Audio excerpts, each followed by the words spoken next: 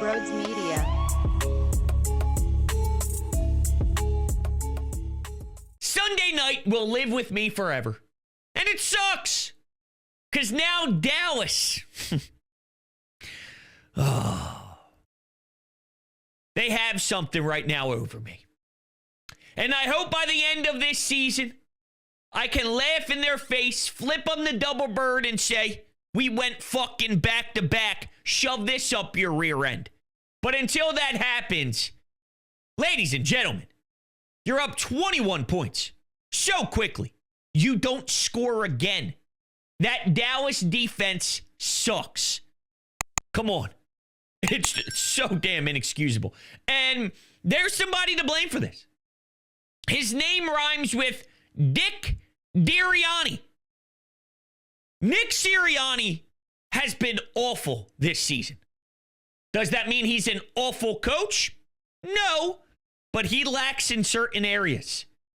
And when others don't cover up those flaws of Nick, his deficiencies really come to light. So I actually have multiple different reasons why I'm extremely frustrated with the head coach. And we'll start with the most basic and simple takeaway from that game, and that's just, you were not prepared.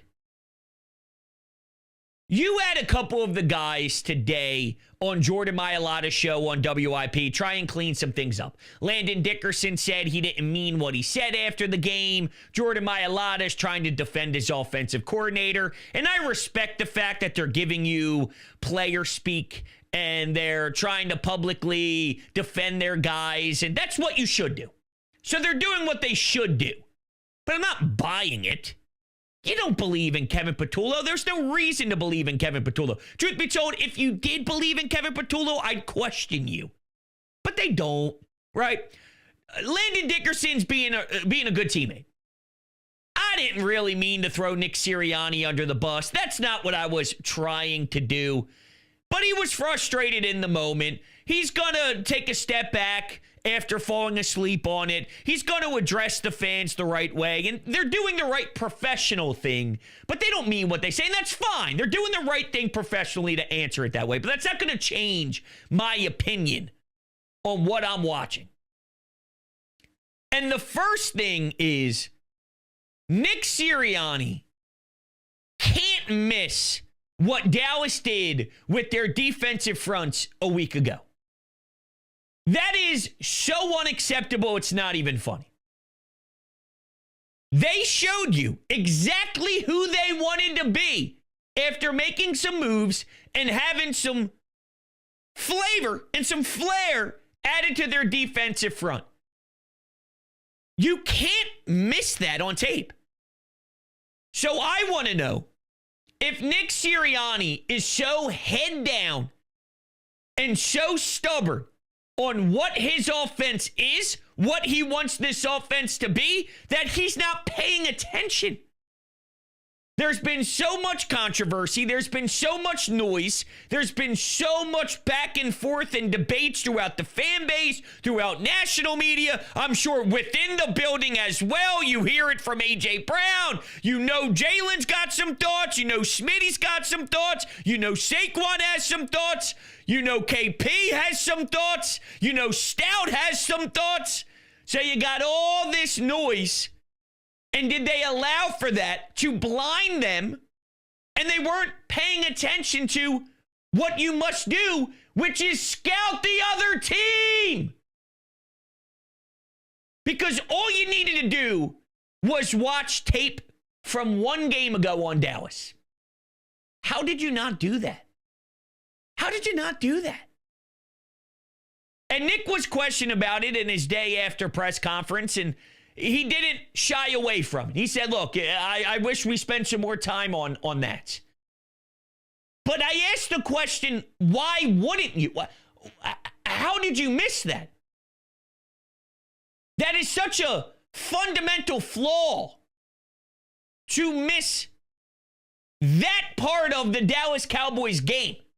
That's the first thing you should recognize. Is it not? Your offense has been struggling.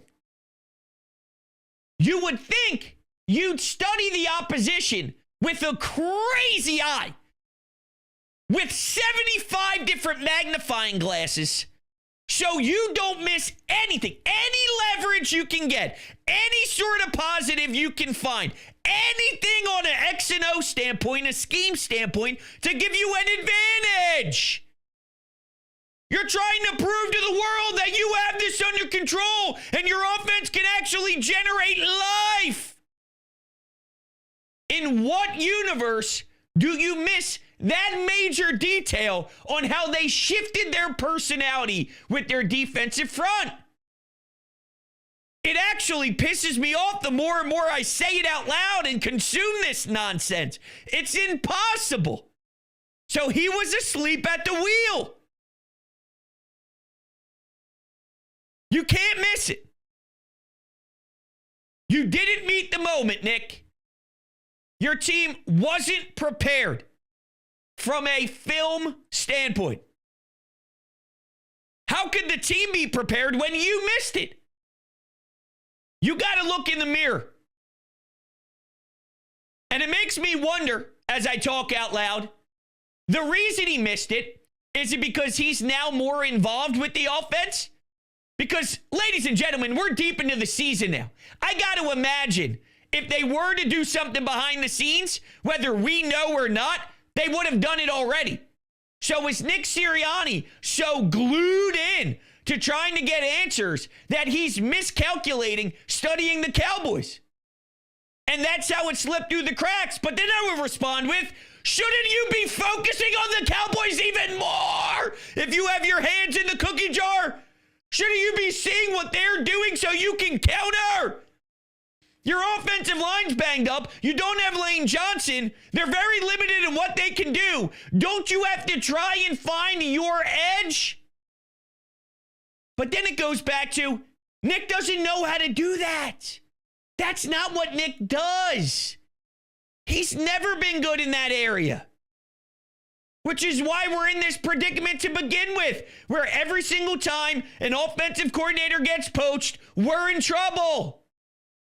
Because he stinks at the scheme. He's good at rallying men. But this is where my second problem with Nick Sirianni is. On my list of, hey, I'm pointing all my fingers right at Nick, and there's a lot of blame on Nick. Because you blow a 21-0 lead. It's on Nick Sirianni. Okay? Nobody else. Head coach. Head coach. Number 2. When you win a Super Bowl, not only are you drained physically, not only is there wear and tear because of the long playoff run, the shortened offseason, getting your body right and all that, but mentally, you have to try and get these 53 men, and not all of them are the same because some leave in free agency, some get traded, some retire, you name it. Different coaching staff, some get a nod when they don't really deserve the nod, Kevin Patullo. So it's not apples to apples from the season before, but there are still very similar faces.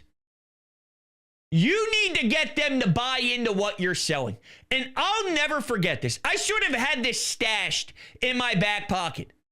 There was a time where Nick Sirianni essentially stated, and I have the audio for you. I went back and dug it up from September 1st, motherfucker, because I've been thinking about this since he said it out loud. And he was going through the way that he was talking to his team, and he goes, honestly, I'm telling them all the same things. I'm just trying to add a little something different to it, but it's the same thing at the end of the day. I'm saying the same things. I'm just trying to do it a little differently, but I'm saying the same thing. You can't say the same thing. You can't.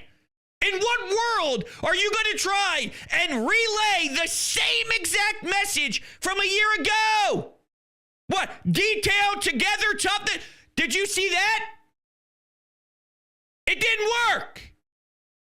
Instead of detailed together and toughness, I'm watching 14 penalties.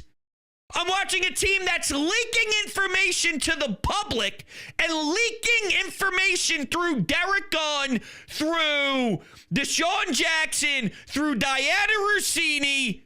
Everybody's trying to get their voice out there.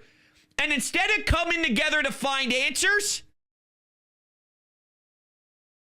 it's, I'm not the problem.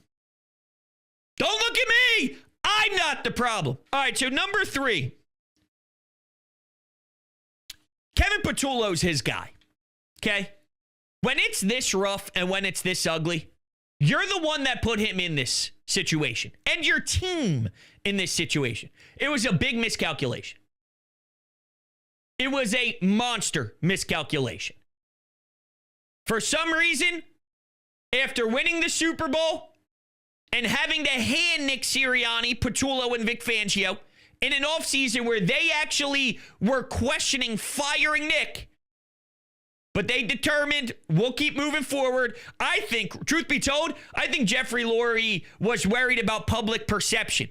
That we're willing to just recycle guys, or not recycle, but get rid of guys with a bunch of success. Doug P wins a Super Bowl. Now Nick Sirianni went to a Super Bowl. He had one bad year after that with a collapse, and now you're kicking him to the curb. I think Jeffrey Lurie really was worried about what it would look like from the outside looking in. Not that anyone would turn down being head coach of the Philadelphia Eagles by any means, but I think he was worried about that. And they elected to move forward with him, but they had to hand him his guys, and now we're in the same problem we were in during that offseason. You can't allow for him to pick his guys. He doesn't know what he's doing. He can't assess that way. He can motivate, and he's very goofy. And the question was always, how long does his style of motivation work for? And they're still 8-3. They're still at the top of the NFC. Well, the Rams are now, but they're still there. They win on Friday. They're 9-3. They beat a Bears team with a good record.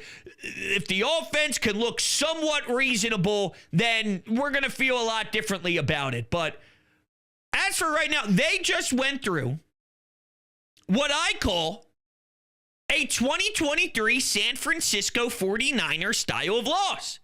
So right now, every question that's thrown into the ether is 1,000% valid. And we'll wait to see how they respond to it. How they respond will tell me who they are. They can respond from this. It's not impossible.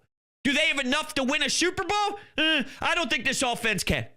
I really don't. I tried to do the mathematical equation of elite at turning the... if you're elite at not turning the football over and you have that elite defense, then there's a recipe here that is so ugly and so hideous, but the results are there. And I'm shook. Do I still believe it? Probably, yes. I'm being a little harsh right now in the moment because I'm so damn broken. I'm so damn shook from what just went down in Dallas. So I may not appreciate the way it looks. The winning percentage is so elite over the years that I'm sure there is something to being elite at not turning the football over. And but then you worry about, okay, Makuba's injury, Reed Blankenship's injury, Adoree Jackson's injury. Are you going to have the same elite defense? Are you? Or are there more holes? Things looked like they were coming together as a unit, but now you're facing adversity of being extremely banged up. Michael Carter's getting thrown out there. Is he going to have to get some safety looks? Cooper DeJean on the outside didn't hit the way that it should have hit.